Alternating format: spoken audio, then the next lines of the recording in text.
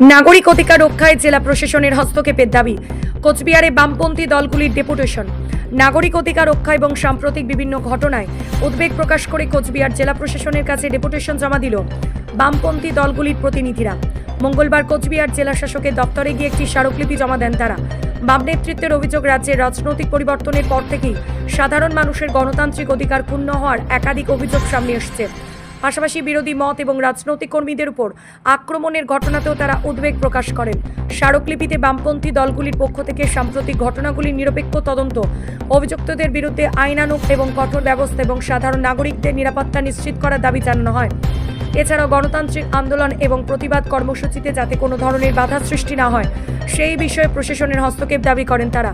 জেলার শান্তি শৃঙ্খলা বজায় রাখতে প্রশাসনকে আরও সক্রিয় ও কার্যকর ভূমিকা নেওয়ার আবেদন জানানো হয়। বাম নেতৃত্বের বক্তব্য, নাগরিকদের সাংবিধানিক এবং গণতান্ত্রিক অধিকার রক্ষায় জেলা প্রশাসনকে নিরপেক্ষভাবে কার্যকর পদক্ষেপ নিতে হবে। তাদের দাবি, প্রশাসনের সক্রিয় হস্তক্ষেপের মাধ্যমে সাধারণ মানুষের মধ্যে নিরাপত্তা বা আস্থার পরিবেশ তৈরি করা সম্ভব। অফিসে এসেছেন আমাদের গোটা জেলায় বিজেপি আশ্রিত গুন্ডারা, যা বিহার জেলার ইতিহাসে এই ধরনের ঘটনা আগে সংঘটিত হয়নি।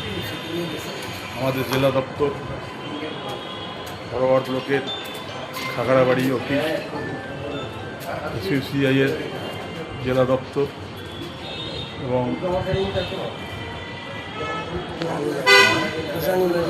তারপরে যে বিভিন্ন জায়গায়, যেমন আমাদের পার্টি অফিস আছে রানীবাড়ি, ভেটাগুড়ি, চিল্কিরহাট, তারপরে মাথাভাঙা এবং অন্যান্য রাজনৈতিক দলেরও অনেক জায়গায় তারা অফিস ভেঙেছে। এটা আমরা মনে করি আমাদের জেলায় আজকে নতুন সরকার, যেটা মানুষের একটা আশা ছিল যে 15 বছরের তৃণমূল কংগ্রেসের যে অপশাসন, নৈরাজ্য, এই সরকার তার থেকে একটা ব্যতিক্রমী সরকার পরিচালনা করবে। কিন্তু এই অল্প সময়ের মধ্যে আমরা যেটা দেখছি এটা অত্যন্ত নিন্দনীয়। এটাকে মানুষ ভালো চোখে নিচ্ছে না। মানুষ তখন ভোট দিয়েছে তৃণমূল সরকারটাকে আগে পরাজিত, তাহলে তার একমাত্র বিকল্প হচ্ছে বিজেপি। তারা জিতেছে, সরকার করেছে, অনেক প্রত্যাশা।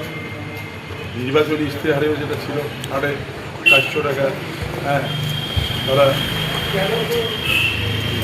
গ্যাস সিলিন্ডার সরবরাহ করবে, আজকে 1000 টাকার উপরে সেই সিলিন্ডারের দাম বেড়ে গেছে। মূল্য বৃদ্ধি হবে, তারপরে জিনিসপত্রের দাম সাধারণ মানুষের নাগালের বাইরে। 125 দিনের কাজ চালু করা, কোথায় গ্রামের মানুষ কাজ করছে। অন্নপূর্ণা যোজনার নাম করে যেভাবে মহিলাদের আকৃষ্ট করা হয়েছিল, এখন তো মহিলাদের মধ্যে একটা প্রচণ্ড একটা ভীষণ ওদের প্রতি যে ক্ষোভ আমরা দেখছি। বিভিন্ন মহিলা আজকে তারা রাস্তা অবরোধ করছে, প্রধানের বাড়ি ঘেরাও করছে। এইসব বিষয় নিয়ে আমরা আজকে ডিএম সাহেবের কাছে বামফ্রন্টের পক্ষ থেকে এবং বামপন্থী দলসমূহ আছে আমাদের সঙ্গে, এসইউসিআই, আমরা ডেপুটেশন